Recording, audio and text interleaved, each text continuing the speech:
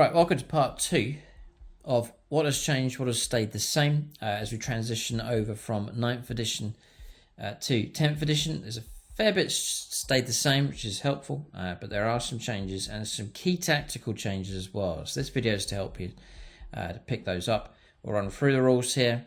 Also make it so that if you're new to 40K and trying to get into the rules, you can still learn from this video and learn how to play the game as well. So I'm going to run through the rules and then put a big emphasis on bits that have changed from 9th edition. The whole idea is that you can just make that switch over as smoothly as possible and then pick up on those key rules so you don't get caught out in games and you actually know the rules to use yourself as well. So far in part 1, the rules seem dynamic and fair, nice and straightforward, so I think we'll continue to see that with the core rules here. So if you want to check out part 1, it should also be available. So that's going to cover your command phase and movement phase. So that's covered in that video, and then in this video here we'll focus on the shooting phase, charge phase, and then close combat as well. So for discount 40k, for your high fleet Leviathan models and for your Space Marine models, for the box set rules and so on, then do check out the sponsors here. The Outpost, I use them for my discount 40k. They're nice and reliable, keep you constantly updated with the stock levels and so on, and then it's about 20% off. Great for other gaming systems, hobby accessories and so on. So a link for them in the video description below. It doesn't cost you to use that link, but when you do, we get a little bit of kickback here in the form of vouchers that we can use to then get a hold of more models. It actually helps the armies expand on the channel when you use that link. So that's just in the video description. So just to summarise the battle round again, psychic phase is gone. It's all incorporated. Psychic abilities are spread out through the different phases.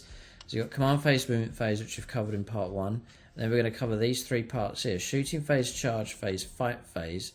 And then I hope to do a third video with all the extra stuff that comes after that. So like core stratagems, reinforcements, and so on as other important sections to cover. All just to break it down and help you navigate the rules and break this up for you. So into the shooting phase, I've marked out some of the changes, some significant enough so that they're worth making note of. So for shooting, you got your units, so you're going to try and shoot your weapons and bring targets down, destroy models and so on. So before a unit shoots, select the target for all of its ranged weapons. So you're going to say my unit of Primaris intercessors, they're going to shoot that squad of all boys. At least one model in the target unit must be visible to the attacking model and within range of the weapon being used. So one model can see and in range of for that unit to shoot. Models with more than one ranged weapon can shoot them at the same or different targets, but models cannot split attacks from the same weapon across more than one target. So you say, well, I've got an assault 2 weapon here, I'm going to split the firepower from that one weapon into 2 different targets. You can't do that. But if your model is equipped, say you got like an attack bike and it's got a heavy bolter and then twin bolters on the front, you can split that firepower against different targets. Models in the same unit can shoot at the same or different targets, so you can fire half your bolters at one target and the other half at another. There's a rule here, lone operative. So unless part of an attached unit, see leader ability where leaders are placed with units now, these operate on their own. This unit can only be selected as the target of a ranged attack if it's within the attacking model is within 12 inches. You've got to get close to them. That's things like your Vindicator assassins and so on. I believe will get that. So to flush them out, you've got to get close to them basically, otherwise they can't be shot at. They don't need another unit nearby or anything, they just operate on their own.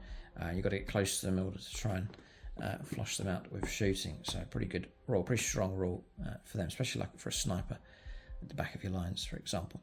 So then making your ranged attacks. When a model shoots a weapon, it makes a number of attacks equal to that weapon's attacks characteristics. All your unit profiles and weapon profiles are going to tell you that, the number of attacks you get and all the details that you need. Resolve all attacks against one unit before resolving attacks against any other units. You just go through the whole process, you shoot at them, hit them, wound them, target makes their saves, resolve all of that, and then you move on to the next one.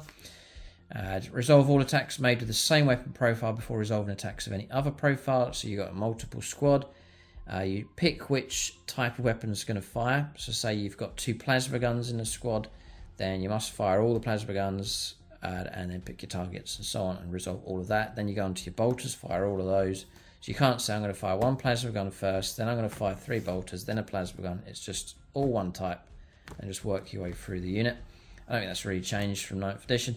If a weapon was in range and its target was visible, when selected, that weapon's attacks can always be made. So, you fire one profile and the opponent starts to remove models from the front, you find yourself out of range with the next.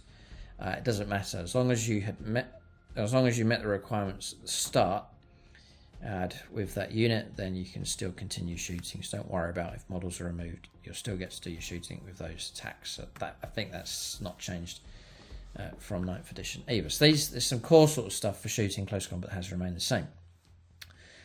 Locked in combat, units cannot shoot while within engagement range of enemy units, but there's exceptions to that. Units cannot shoot at targets within engagement range of friendly units. You can't shoot into a combat whilst you've got a friendly unit in there. There's a stealth ability. You'll see some universal special rules popping up.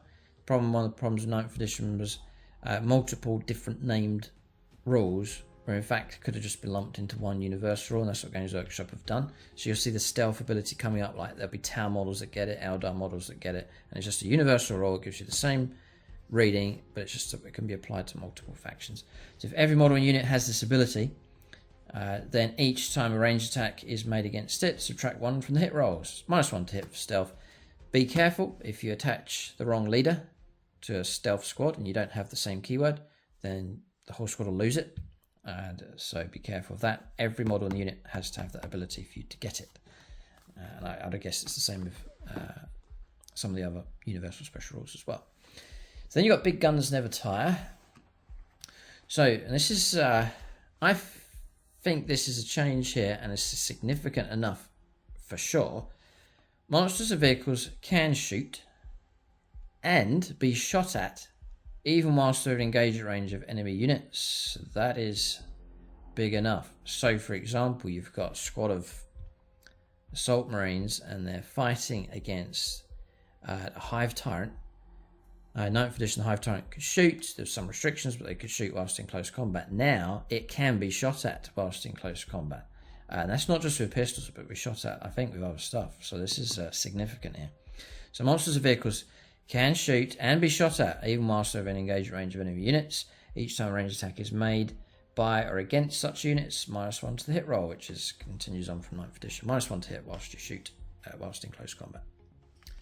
So keep that in mind. You could get caught out with that. You could catch your opponent out with that one. Just all of a sudden shoot their monster in close combat. So making your attacks, as you can see, not too much going on here. It's just the usual process. You make your hit roll, you then try and wound. The attack is allocated by the opponent's unit, so they'll say, oh yeah, those hits are going to come through against the squad leader or whatever. Then make your saving throws, then you inflict your damage. So the hit roll for a ranged attack is the hit scored if the d6 result equals or exceeds the ballistic skill. So ballistic skill of 3+ means your hit on a dice score of 3, 4, 5 or a 6 will count. If your ballistic skill is 5+, like orcs, then you need a 5 or a 6 to gain a hit.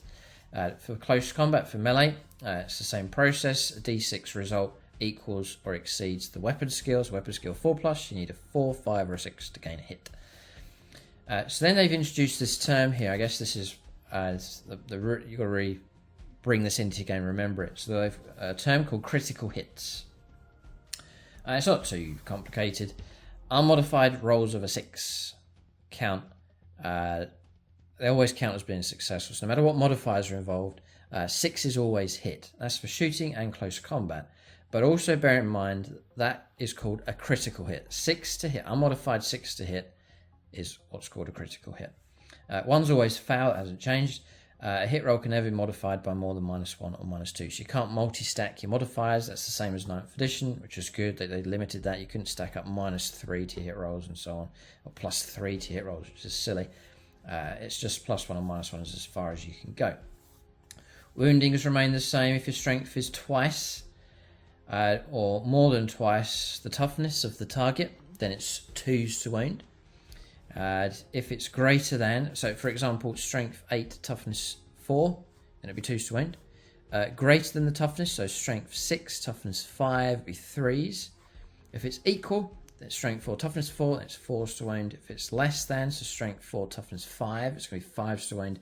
And if it's half or less than half, so like a little Grotz pistol, strength 2, against a Land Raider toughness, whatever the new toughness will be, then that is 6s. But always sixes will always get you your wounds. Here, unmodified wound roll of a 6 is always successful, and it's called a critical wound. So critical hit is a 6 to hit, the critical wound is a 6 to wound. Nice and straightforward. Unmodified wound rolls of 1 always fail, and a wound can never be modified by more than +1 or -1. Yeah, okay, fair enough. That's not really changed. So then you allocate your attack. So if a model in the target unit has already lost any wounds, yeah, so this I think has stayed the same from 9th edition. So if a model in the target unit has already lost any wounds or has had other attacks allocated to it this phase, then the attack must be allocated to that model. So you choose carefully who you allocate to start absorbing damage, because that will kick in, but that's remained the same I think from 9th edition. Then you move on to your saving throws.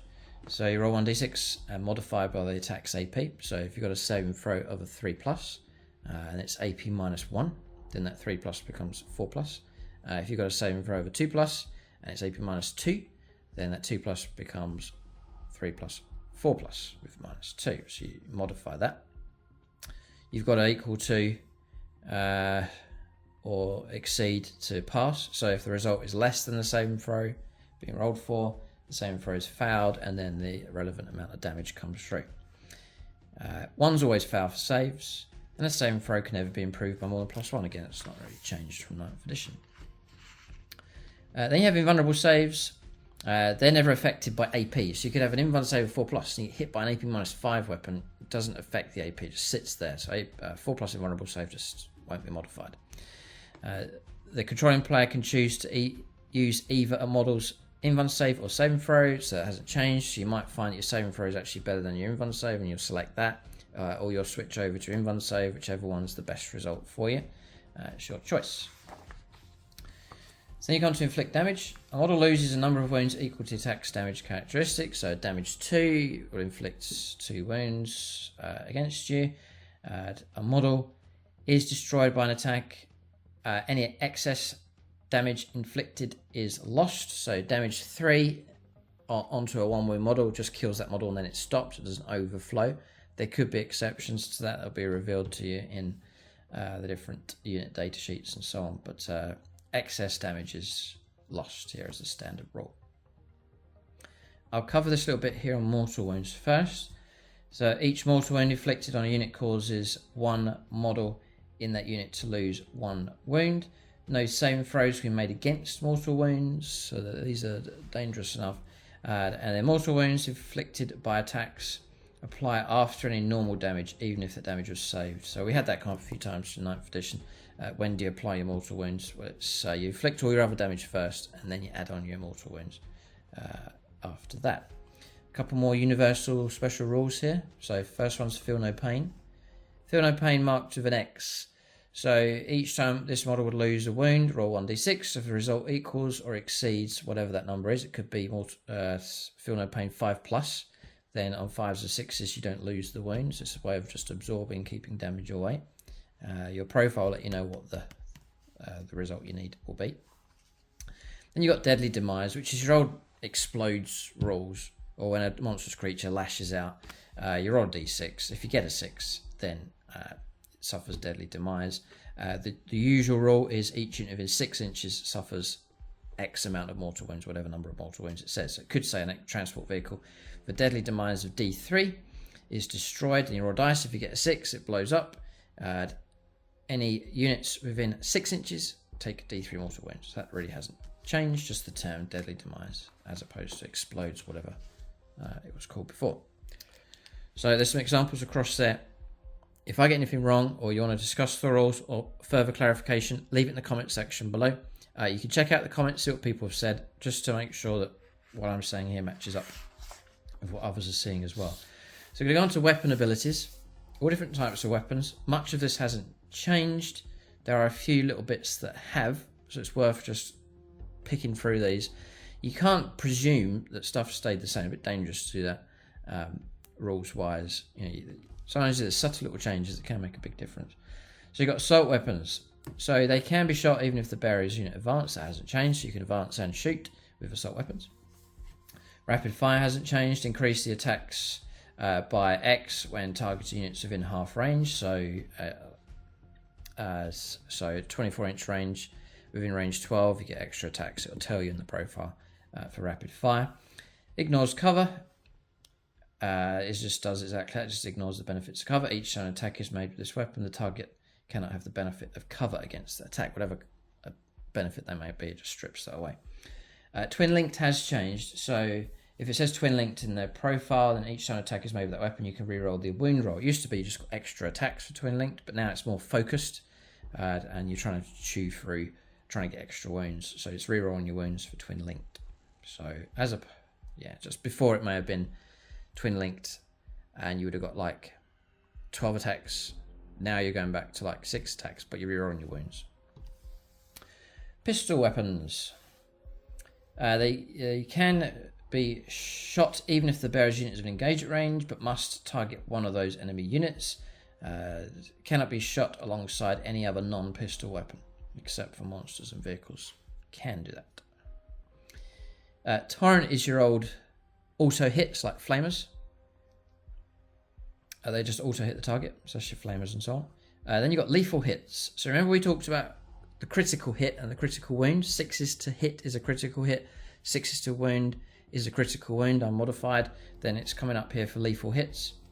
So there's some new terms to pick up, but once you learn these, you'll be flying along. Weapons with lethal hits in their profile are known as lethal hit weapons. Each time an attack is made with such a weapon, a critical hit, so 6 to hit automatically wounds a target. So that's what lethal hits means. Lance weapon, there's a change here. So a lance in their profile, and it's one you could easily forget, but I'm sure you wouldn't want to because it's pretty good.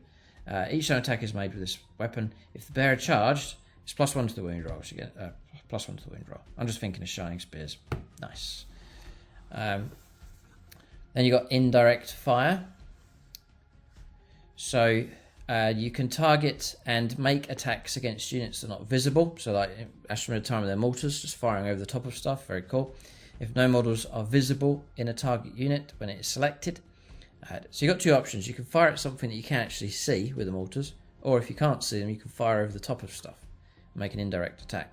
If no models are visible in a target unit when it's selected, then we're making an attack against that target unit with an indirect fire weapon. Subtract 1 from the hit roll, so -1 to hit rolls, and they get the benefit of cover. Even if they're perhaps in the open, they'll still get it. So they're ducking and diving, keeping their heads down, and then also -1 to hit rolls because it's harder to, you're guessing like where the shooting's going. So mortars, for example, 4s to hit becomes 5s to hit, usually, and then your target's going to get the benefit of cover. So usually like +1 to saving throws. All fair enough. Precision attacks just lets you target characters.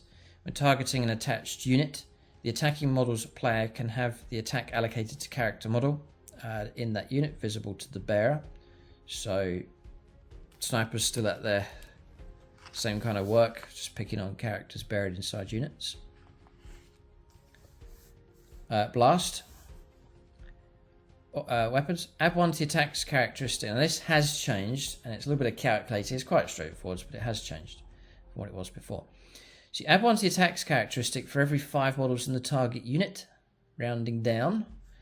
You can never be used against the target unit. There's an engagement range of any units from the attacking model's army, including its own. So +1 to the attack's characteristics. So say you've got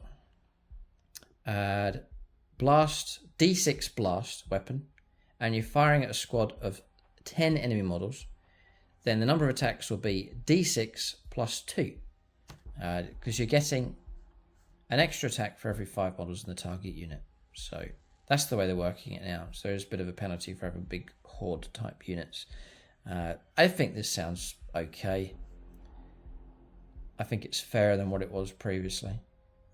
So you're firing at a target, the enemy unit's got 8 models in their unit, then you're going to get +1 because you're rounding down if your attacks come through. Nice and straightforward, so you can easily memorize that one. Is it capped? There's no cap on it. No. So if you fired at an enemy squad of 30 models, it would be like D6 plus 6 attacks. Yeah, I think that's all fair enough. It's absolutely fine. Next, Melter hasn't changed. Increase the damage by X amount, you'll be told in your unit profile when targeting units within half range. So it's still got that bonus for half range. Heavy weapons, which is a new thing here, you get +1 to hit rolls if you remain stationary this turn. So you sit still, it's an extra +1 to hit rolls. Yeah. Okay, and there's some pictures of some of the weapons.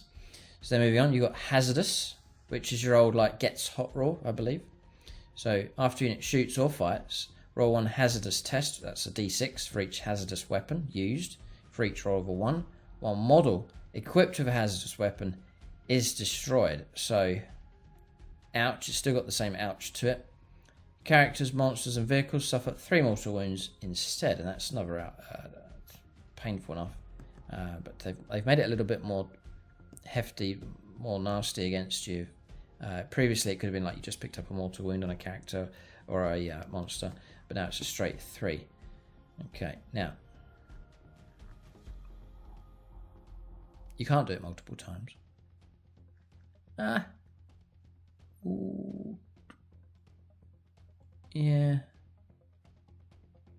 Yeah, no, I don't know about this one. Just wanted to talk about something here. After unit shoots or fights, roll 1 hazardous test, 1d6 for each hazardous weapon used, right? So each roll of a 1 is model of a hazardous weapon is destroyed.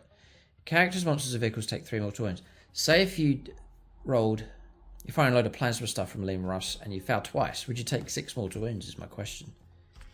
The way it's worded, I think you might. But that could be FAQ perhaps, but yeah, interesting that one. Devastating wounds.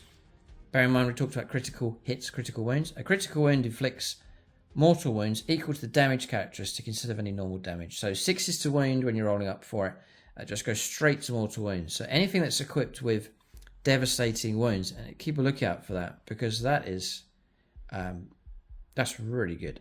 Devastating wounds are dangerous. So any weapons profiles that carry that's nice, tasty. Then you got sustained hits. So each critical hit, remember 6s again to hit, scores X amount of additional hits on the target. So if it says critical hits 2, sorry, sustained hits 2, then 6s will pop that extra amount coming through.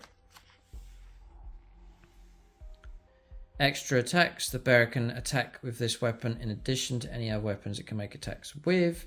And then anti, so anti keyword, and then you have an X with a plus. So unmodified wound roll of X plus against a target with the matching keyword scores critical hits. There could be certain types of units that are cut out for doing better against certain targets, and then so you can then use the anti. So I might say anti-infantry 2+, and then so it's really geared up to doing really well against them. So it'll tell you in the profile again, but you just use that. So it's just a specialist kind of wounds coming through. Unmodified wound roll of X amounts. It could be anti-infantry 5+, then they count as critical wounds come through.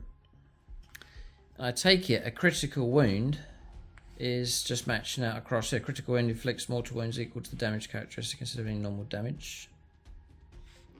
So that's what that is, I believe. Okay, so moving on to the charge phase next. So step by step, again, generally much has remained the same. There are some details for it's worth. There's a bit where you need to focus here because there is like a change in the way eligible models and so on. We'll come to it, but there's a bit of explaining to do with this one. But for getting melees right, there are some significant changes. So you select an eligible unit. This is you picking a unit to charge. I want my Terminators to charge into the Orc Boys. You select your target, so that's your enemy target you've gone after. It could be multiple targets if you so wish. You make your charge roll. If it's successful, you make your charge move, and then you keep repeating that. So just go for all your charges. So that's all quite straightforward and stay the same. So there's a little thing across here called charge bonus. So each time a unit makes a charge move, to the end of the turn, it gains the fight first ability. And Games Workshop really got into a big hash with different fight first abilities, and it became a real multiple fights firsts going on, and it was just it was a headache, and it just got worse as more and more extra rules came out. Games Workshop have completely cleared that now, and it's all clarified nice and clearly for us, as we shall see. But anyway, if you charge, you get fights first. Just remember, you get fights first ability, and then we'll cover that a bit later on. So you charge with a unit. So you roll 2d6, hasn't changed. That's the number of inches that you charge. The targets of a charge must be within 12 inches, but do not need to be visible. So you can charge around the corner, the old rule, or the old trick. If the distance rolled is insufficient to move within engagement range of all targets while maintaining coherence, the charge fails. So if you try and charge 2 targets, you can make it to 1, but you haven't rolled high enough to get to the other. The whole charge just doesn't go ahead.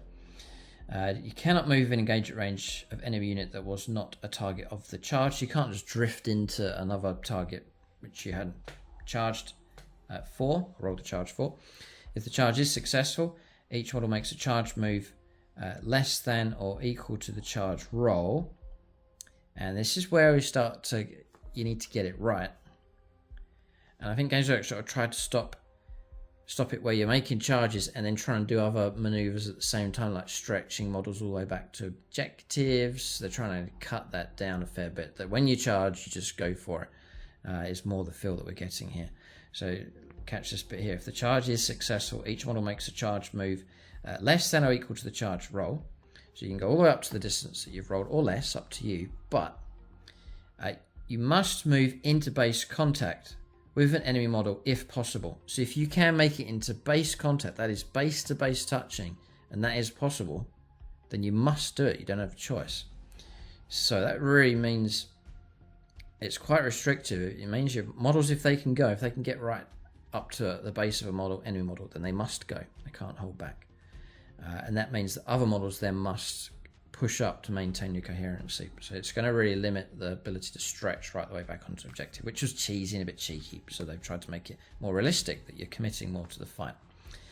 For charging over terrain, models can move freely over terrain features of 2 inches or less in height. So again, we saw that piping earlier on. You're just going to go push straight through it, boxes, barrels, whatever it is, just nice and straightforward, just move straight through. Models cannot move through terrain features taller than 2 inches, but they can climb up and down. So you come to a wall or a side of a building, 3 inches to go up. You just measure that as part of your charge and then continue on. So that's all fair enough. Then with flying models, and this is a big advantage for them. We've seen earlier on how they can just go as the crow flies. So they don't have to run along the bottom and then climb up walls. They can just go straight in any direction they need to go. It's the same for charges. Flying models can move over other models when they make a charge move. Flying models can start or end a charge move on a terrain feature and measure distance moved through the air when they make a charge move. So they're going through the air, the same as movement. So there's a real good, and as you can see in the diagram here, this winged prime has flown over the Terminators to make a charge move against these veterans here on terrain. So that's a new dynamic and better reach with models that can fly. Very, very useful. So bear that in mind for tactics. So we're going to the fight phase. I'm liking it. The more I go through this, the more I'm liking 10th. It's straightforward and it seems fair. And the glitches, the annoying glitches that came up in 9th edition have been addressed without oversimplifying the rules. They've just made it better. So this is good. So for the fight phase here, yeah, so it's in 2 parts. I need to read the first few lines here just to really straighten things out. So the first part then, fights phase. fights first. Units that fights first can do so. Just the universal rule, fights first ability. They go first. Then it's the remaining close combats after that. So, as we've seen earlier on, chargers all get the fights first ability here. In both steps of the fight phase, players alternate selecting eligible units from their army, one at a time, starting with the player whose turn is not taking place and fighting with them. So I'll do a few examples here. This is really how they've really ironed this out. So you come to, say it's my turn, I'm charged with 6 of my units. I come to the fights first units. So if it's my turn, I need to ask the opponent, do you have any fights first units? Because there might be some units that have some abilities that have that. And if they have a unit that has the fights first ability, even though it's your turn, they'll pick a unit and they can fight first. So that's the way it's been resolved. I was wondering how they would do it, who goes first. If there's multiple units that have the fights first ability on both sides, then how's that resolved? Well, it's straightforward. If it's your turn, then it's the opponent picks a unit. They fight with their fights first unit. Then it comes back to your turn. You fight with your fights first, and then they do, and then until both sides have exhausted those options out. And then when you come to your remaining combats, you once again hand it back over to your opponent, and they pick a combat, and then you do yours and backwards and forwards like so. So when it's your turn, you hand over to the opponent twice in that turn. Do you have any fights first units? Then they go and fight with one of them. And then when all the fights first combats are resolved, it could be the case, for example, where you charge in with 6 units, the opponent's got 1 unit with fights first ability, the opponent will go first, and then you resolve all your fights first units after that. Then you shift over to remaining combats. Anyone that doesn't have the fights first ability, you once again hand over to the opponent and they pick a unit, then you pick a unit, and you just work your way through until all the combats are resolved. So that's the way that works. That is nice and straightforward. It's a universal rule for everybody, and no matter what shenanigans go on in a game, that is the rule, and that's it. And I think that's brilliant. So this is the 10th edition is the edition where Games Workshop listened. That is, I think that's what we're getting at here. And they haven't just got rid of stuff. They've taken a problem and they've resolved it. They've worked their way through it and have developed a better system without having to completely change the whole thing around. So fights first ability, which is the universal rules just here. Units with this ability that are eligible to fight do so in the fights first step, which is just there, provided every model in that unit has that ability. So be careful of where you allocate characters, because every model in that unit's got to have it. So then for the actual fighting, so know who's fighting first, charges have taken place, then we've picked our combats, then what happens? So much of the core of this hasn't changed from 9th edition, but there are some little changes, and it is significant what has been changed. So you do a piling move first, which is the same as it was before. Then you make your melee attacks, you pick a weapon, you pick a target, and then you make those attacks, and then after the combat's resolved, consolidate. Now, that structure's the same, but there's been some changes. So the first thing you do is you pick your unit. So my Space Marines are charged into the Orc Boys. I make a piling move up to 3 inches. Now, this is, again, just read this carefully. Every model that moves must end closer to the closest enemy model. So, fine, yeah, you've got to push up, as before, but it's the closest model. So you've got to find where each model is the closest to, and you've got to move if you choose to pile in. Because it says every model that moves. You don't have to be drawn in, but if you do decide to move, you must go towards the closest enemy model. You must move closest to the closest enemy model and in base-to-base contact with an enemy model if possible. So if you're able to get in base-to-base contact, you must push in to do that. You can't hold back. The unit must end in unit coherency and with an engagement range of at least 1 enemy unit, or no models can pile in. So you've got to maintain your coherency. So really, you're going to find yourself, if you're going to get this right is you're going to be pushing models into a combat and dragging your other models up to maintain coherence. Games Workshop really wanted you to commit to the fight now, not do these strange conga line, cheesy kind of grab an objective that's like 20 inches away just with a stretched out unit that you really have got to push up. Or if you do try and stretch out to stuff, it restricts you that you can't move. You have to sit, because as soon as you elect to move a model, you have to push up. Make melee attacks. So a model that can fight if it's an engagement range of an enemy unit. A model can fight. A model can fight if it's in base-to-base contact with another model from its own unit that is itself in base-to-base contact with an enemy unit. So base-to-base contact is really important now. So base is physically touch. It used to be engagement range. Engagement range is still a thing, but base-to-base is important here as well. So the first step is your engagement range, which is your inch. All the models have engagement range there.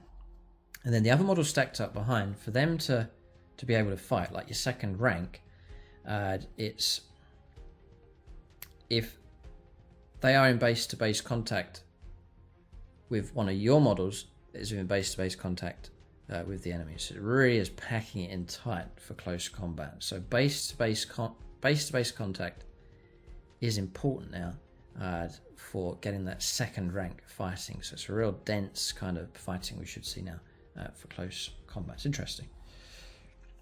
You select your weapon. Each model can fight, does so using one of its melee weapons. So you can't say, I've got a power sword and a thunder hammer, I'm going to split my attack. You've got to pick one weapon, unless you're told otherwise, and then make your attacks with that weapon.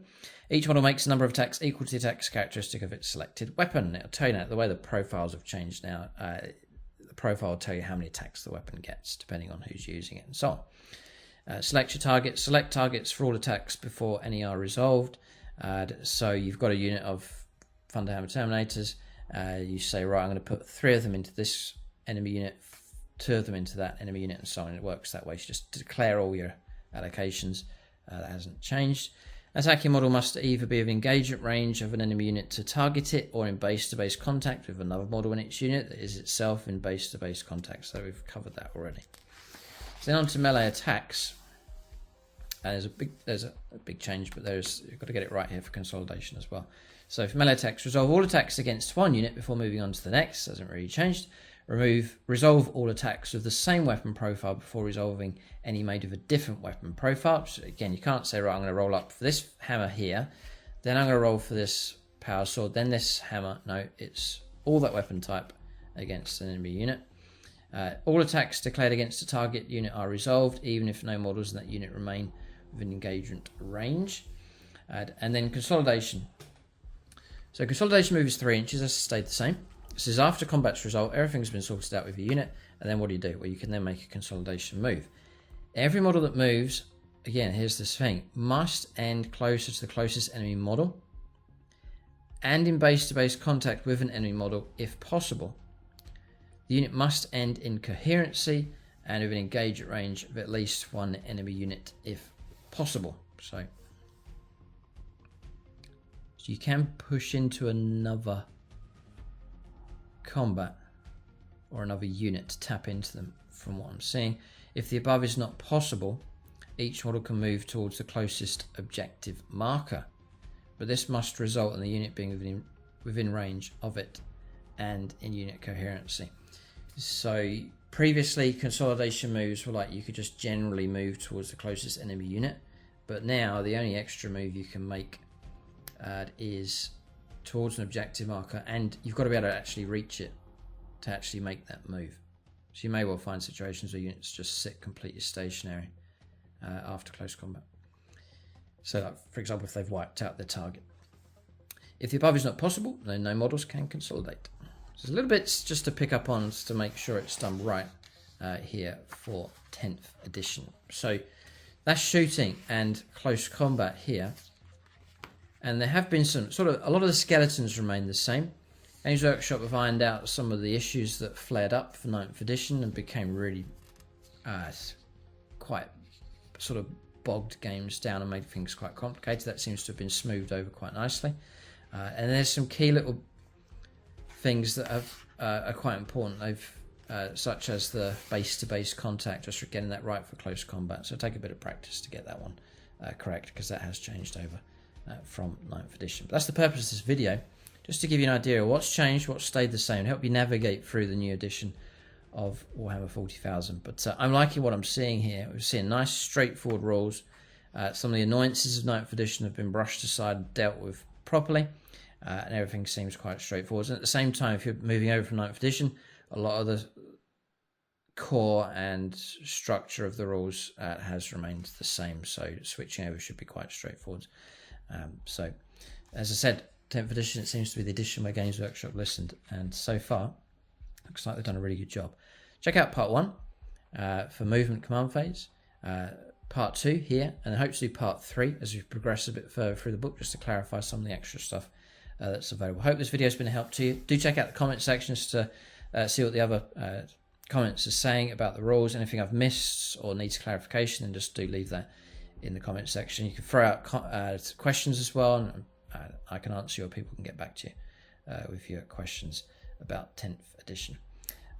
And then the sponsor here, just in the video description below, you can use that link, and it does help support the channel. Thanks for watching, and tune in next time.